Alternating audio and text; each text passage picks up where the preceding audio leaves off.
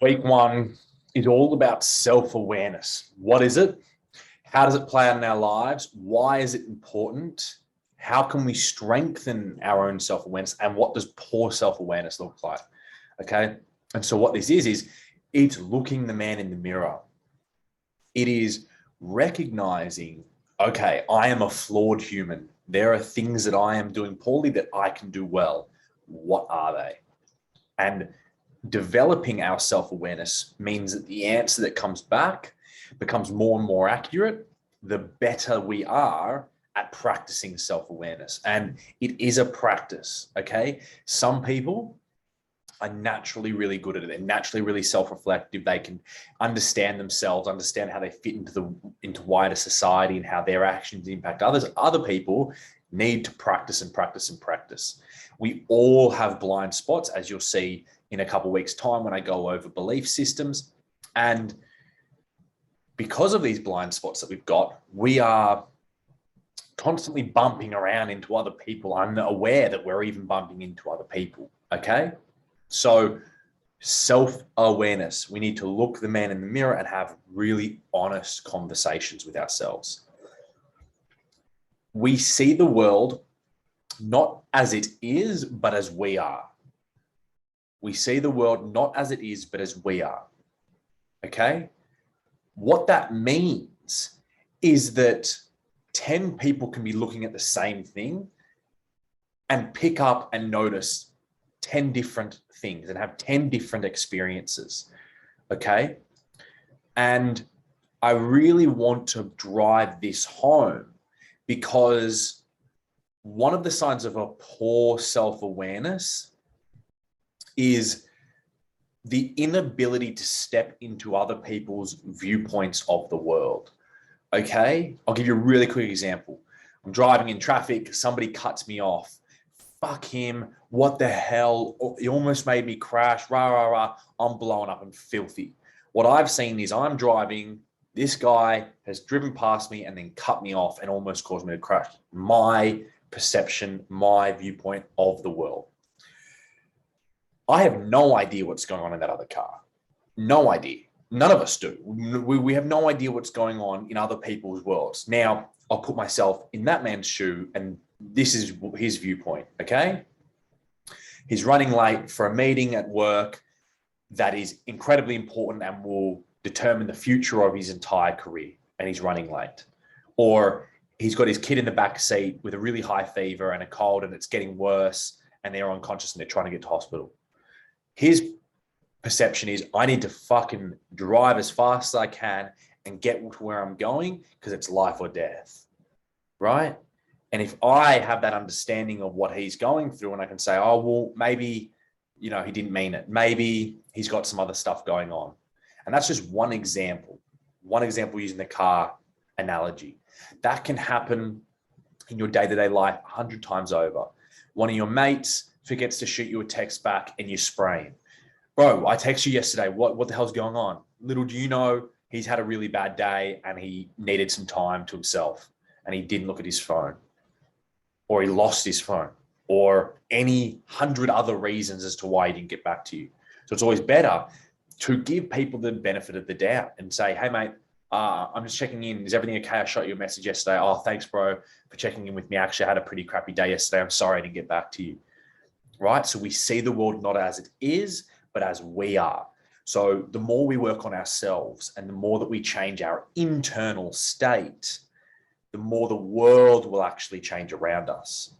When I wake up and I feel really grateful, I'm like, man, what a life I live. I feel really good today. My day from that moment onward is going to reflect that internal state of mind, that internal, wow, life's really good. I wake up and I'm like, oh, fuck this. It's 6 a.m. I've got to wake up and go to school. I've got to wake up and go to work. Oh, this sucks. My day's going to reflect that as well. So we see the world not as it is, but as we are. Have a look at this image. I want you to take 30 seconds. Have a look. What do you see? All right. What do you see? Write it down. Write down what you see or have it really clear in your head. This is what I see. Okay. 5, 4, 3, 2, 1. Now, half of you would have seen an old lady looking to the right, eyes, big nose, smile or mouth, chin, and some sort of headdress, right? Or a hair, and that's the forehead. Half of you would have seen the old lady looking to the right. Half of you would have seen the young girl, eyelashes, little nose, face, hair, little tuff in a hat or whatever, and she's looking backwards. Half of you would have seen that, half of you would have seen the old lady. Okay, and take some time to see if you can see both, right? I naturally see the old lady really quickly. It takes me a while before I can make out the young lady looking over her shoulder backwards, right? And then even as I'm saying that, it keeps reverting back to the old lady. But that's how it operates. That's how we're going out into the world. All of us are going out into the world with different lenses on how we're viewing things. So keep this in mind. And then that takes us to self-perception, okay? The cat who looks in and sees himself as a lion, right? That can work backwards. The lion who looks in and sees the cat. How do you perceive yourself? And then what happens when how you perceive yourself is the complete opposite to how other people perceive you? What happens then? So what is self-awareness? This is the dictionary definition. Self-awareness involves being aware of different aspects of the self, including traits, behaviors, and feelings. Essentially, it is the psychological state in which oneself becomes the focus of attention. Okay, so when we turn our awareness to ourself inwards, because a lot of the time our awareness is outwards. What's my mate doing? What's my parents doing? What's my partner doing? What's going on externally? And we're paying little attention to what's going on internally. Self-awareness is the meta skill of the 21st century. It is a fucking superpower. Why is it a superpower? Because it allows you to connect with others and it enhances that ability to connect with others the more self-aware you are. It has been linked to high levels of self-awareness, have been linked to high levels of happiness, life satisfaction, career satisfaction, confidence, okay? I've put life satisfaction there twice because it's so fucking good, right? Okay? Self-awareness is the foundational skill for all the other skills that you need to succeed in the 21st century. Emotional intelligence, building friendships and connections, influence and persuasion, and then sales, right? When we get into the workforce, you need to have a level of self-awareness to develop all these things, all right? If you don't understand who you are and how others will see you, you will come up short. In every aspect of your life, you will come up short. Think someone in your friendship group, think someone in your life, family, and no one likes him. No one really liked him. I remember I had this kid in high school. He was kind of a mate, kind of wasn't. No one really liked him. And it was for no other reason than his awareness around himself was fucking horrible. Okay, he would make jokes that weren't funny. He would interrupt conversations where he wasn't really wanted or he wasn't involved in. He would make himself, really present into situations where, mate, like read the room, versus someone who's really self-aware. He's able to build friendships and connections because he's self-aware, Hey, you know what? These guys, they don't like me. So why am I going to spend any time with them if they don't like me? Okay. I'm not going to change who I am to fit in with them. All right. Oh, these guys, wow. They actually, when I come over and chat to them, they're actually pretty nice to me. And all right, cool. Like, let me build my friendship and connection with these guys. Oh, great. This is awesome. Now, back to my friend. He would cement himself into one group, didn't like another group, didn't like another group, didn't like. Now that's where you've got 4 examples, 4 different groups of people that are rejecting you. That's the time to say, what's the common denominator here? Okay, it's me. Fuck, okay, maybe I need to do some reflection. Maybe I need to look inwards. So when we get consistent feedback right? From teachers that say he doesn't listen in class, and you're sitting there going, yeah, I do, but you've got 7 teachers that tell you that you don't listen. Odds are you don't listen, okay? When you go through 4 or 5 girlfriends and they're all saying he's not emotionally available, right? And you're going, yes, I am. 4 or 5 girlfriends would argue otherwise. What's the common denominator? You are, okay? You go into the workforce, you get fired from 3 jobs, right? Oh, fuck them, it's their fault, it's them. Common denominator. You've been fired from 3. There's something that you can work on, all right? And it's a really fine line between changing who you are to make other people like you, and then being an authentic version of yourself and developing your skills in order to socialize yourself, not for the benefit of other people so that they like you, but so that you have connections and friendships. Okay, so that you find people who like you for who you are. All right, that's the power, and that's the fine line. So what does poor self-awareness look like? Lack of appropriate non-verbal cues and body posture.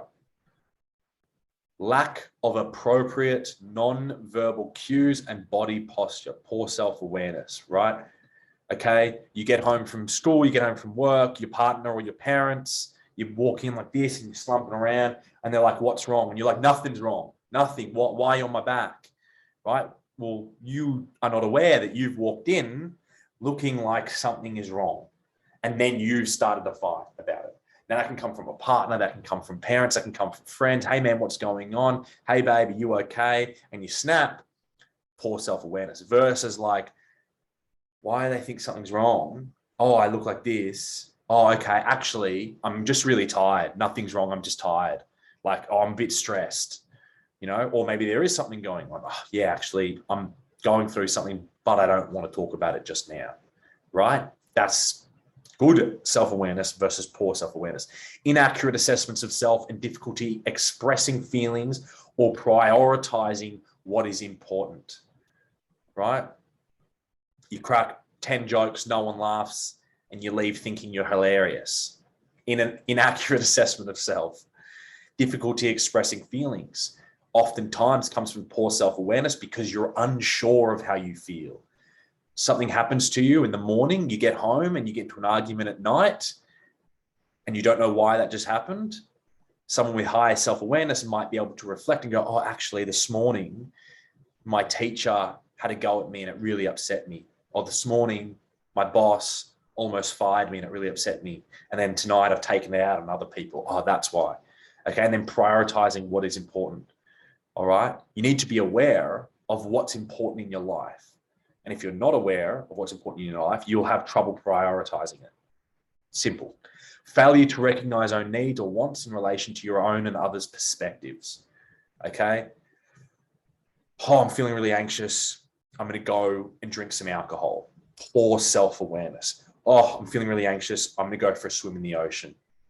Good self-awareness. Yeah. Recognizing own needs and wants in relation to own or others' perspectives. Okay.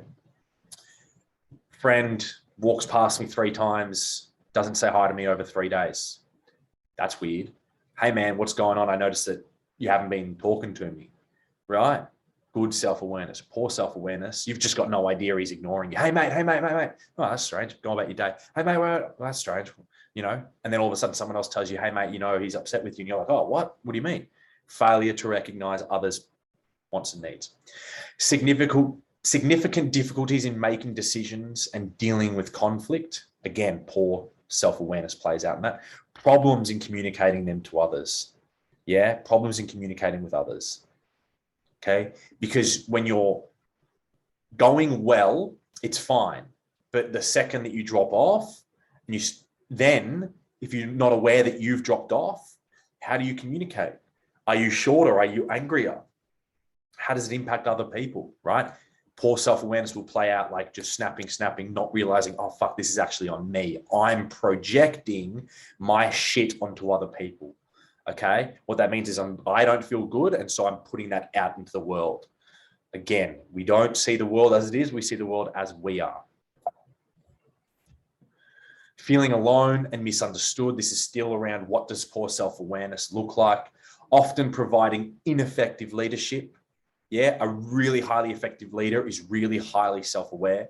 And then also the big one is a failure to recognize mistakes and then a struggle to learn from the mistakes known to them.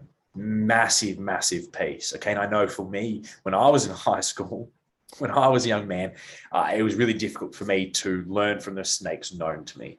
Okay, I had a pretty good idea of like, okay, I might have fucked up here. I might have made a mistake here when I got to like 17, 18, but I still struggled to learn from them once I learned about it, right? I didn't know, especially when other people told me about it. It was kind of like, oh, fuck you, man. Like, how dare you? Versus someone that's got good self-awareness that goes, thank you for bringing that to my attention. Let me digest what you said. 24 hours later, hey, man, you were actually right about this. 24 hours, hey, man, actually, I think you might have been wrong. Can we talk about why you think that? Yeah? How does poor self-awareness play out in your life? Okay? Do you get feedback from multiple people, teachers, parents, co-workers, whatever, and think that they are wrong? Do you struggle to make connections with others or read the room? Do you make inappropriate jokes that no one laughs at?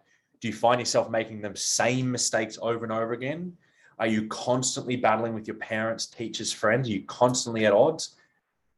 Odds are poor self-awareness, and it's playing out in your life in a big way. Now, there are two types of self-awareness. There is internal and external self-awareness.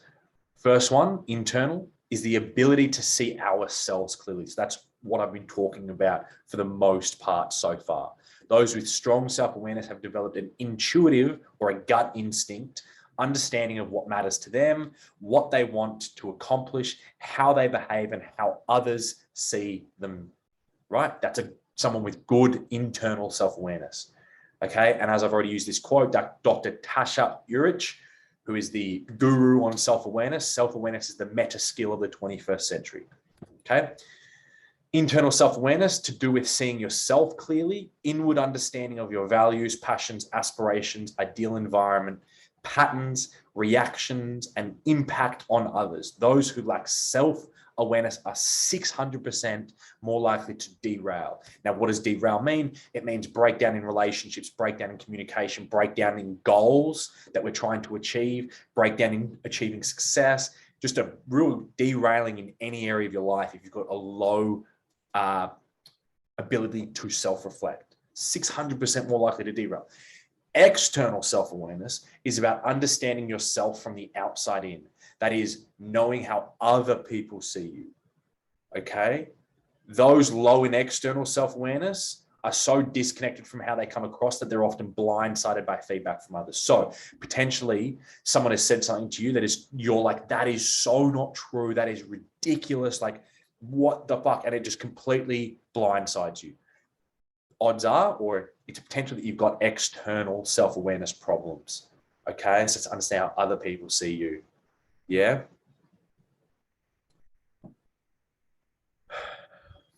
The least competent people in their abilities are the most confident. Okay, this is thousands of studies compiled, and these were three key takeaways that I wanted to share with you guys around self-awareness. So the least competent people in their abilities are the most confident, which means if you are insanely confident in your ability, maybe you are not as competent as you think. That's a really scary statistic, because what that means is that the least competent people in their abilities have the lowest amount of self-awareness around how they actually perform. Social media causally increases narcissism. So because of your usage on social media, the more time you spend there, the more likely you are to be more self-involved, self-obsessed, right? Narcissism. If you don't know what that word means, Google it. And then texters, those who text more, are less personally reflective. All right. One thing on that, specifically texting, if you can, call as much as you can. Definitely when you're having an argument, call, or do it face-to-face. Face-to-face is the best option. If you can't do that, call, because you have no idea how people take your text messages. And what I'll do is I'll actually link, if I can find it, I'll link a funny video by a couple of comedians, and it sums up self-awareness texting perfectly. So I really want you to think about this question deeply. And I want you to journal on this question. If I wasn't as self-aware as I think I am, how would I know? So if you're sitting there going, yeah, I'm pretty self-aware. I know these things well. If you weren't as self-aware as you think you are, how would you know? How would you know? Okay.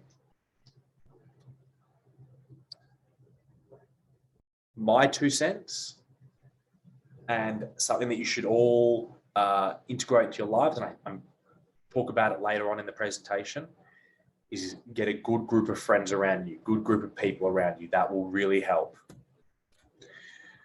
So what separates the self-aware from the non-self-aware? First, 2 things. First, understand that self-aware is important. Hopefully by this stage, you're like, holy shit, self-awareness is important. How do I develop it? Secondly, it's a lifelong commitment to improving self-awareness. There is no end game. There is no, oh, I'm self-aware. You're always uncovering more layers to yourself. You're always figuring out, oh, wow, I do that because of this. Oh, wow, I do this because of that, right? It's a lifelong commitment. And when you've got those 2 things, you start to dial in your own self-awareness. All right. What are my consistent ways of behaving over time and in multiple situations? Good question to ask yourself. Okay, because it's not the one-off things that are important. You do something one-off and you're like, oh, fuck, that was kind of silly. Doesn't mean that you lack self-awareness. But if you're consistently behaving a certain way over time and in multiple situations, and assessing that, is this good, is this bad, what's happening, what are these situations that I'm getting myself into, right? The ability to monitor our moment-by-moment interaction with the world, so we're able to reflect of our strengths and weaknesses. And then we're able to reflect on the impact that we have on others. Those 3 things really, really great in developing self-awareness. Okay. I made a joke about a mate, called him short ass. What's that impact having on him? Everyone but him laughed. Huh, okay. Yeah, it was kind of funny, but what's the impact I'm having on him? Fuck, maybe I'm not making him feel that well. Yeah, but it's just a joke. Yeah, but maybe it's not a joke to him. But what's the impact we're having on others? Reflective. We're reflective moment by moment.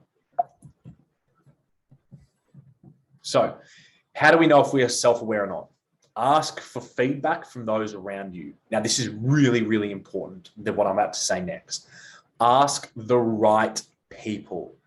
And the right people are the loving critics. So those people who love you, but can give you feedback. Do not ask unloving critics. So people who, no matter what you do, they will find a way to critique you in a negative way.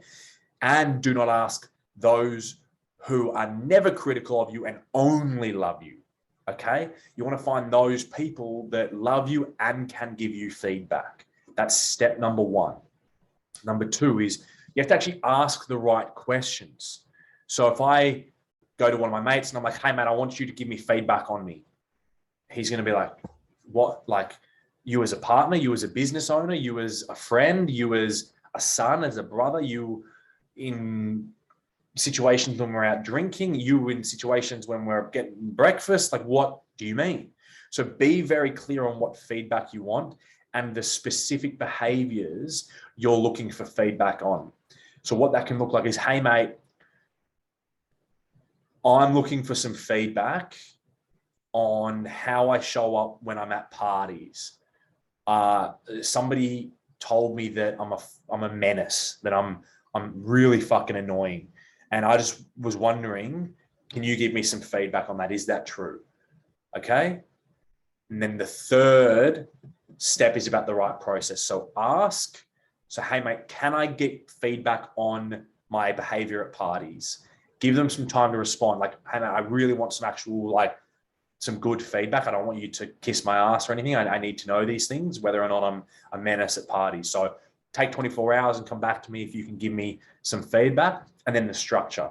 So I say, hey, yeah, Dill, I'm happy to give you some feedback around what you're doing. Great, man. What I want is, we've got 4 parties over the next month lined up. Sunday morning, when we go to get our coffee or whatever, do you mind giving me some feedback then on how I behaved the night before? Yeah, mate, great. There's the structure, right? The right questions, the right process, the right people, okay? To effectively communicate, we must realize that we're all different in the way we perceive the world and use this understanding as our guide to our communication to others. Cool, big. And I mentioned at the start of this presentation, practice. We're practicing self-awareness. None of you are going to be good at it at the start. None of you are going to get it perfect. Okay? Some of you are going to be starting at a 6 out of 10, others at a 2 out of 10. What we're looking for is improvement over the course of the next 10 weeks. Okay, boys, self-awareness. Thank you.